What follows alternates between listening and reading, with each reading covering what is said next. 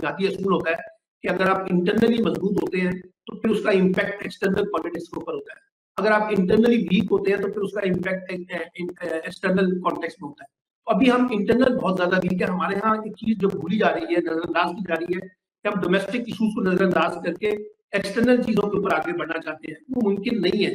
आपको अपने domestic error जो है, जो करेक्शन है, उसको इंश्योर करना पड़ेगा। और ये जो बहुत ज्यादा पॉलिटिकल पोलराइजेशन है, जो खलीज पैदा हो चुकी है, जो सियासी यानी कि इख्तलाफ है, उसने सियासी दुश्मनी की शक्ल इख्तियार कर ली है। यानी 1.5 माह से आप देखिए ना कि इमरान खान की मुलाकात नहीं हो पा रही उनकी फैमिली से, उनके पुतला से, उनकी पार्टी से। और कल चीफ जस्टिस कह रहे थे कि जनाब उनकी इस्तदा जो है मुस्तरद कर दी थी पीटीआई की, आज उनकी मुलाकात हो रही है सलमान सफदर, और किसके कहने पे हो रही है ये भी आपको पता है कि पहले यूएन का एक नुमाइंदा मिला है चीफ जस्टिस से। तो बहुत सारी बातें ऐसी हो रही हैं जो पाकिस्तान की डोमेस्टिक पॉलिटिक्स के लिए ठीक नहीं है।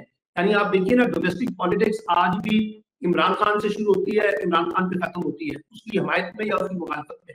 सारा जो महवर है गुफ्तगू का वो इमरान खान इमरान खान इमरान खान है।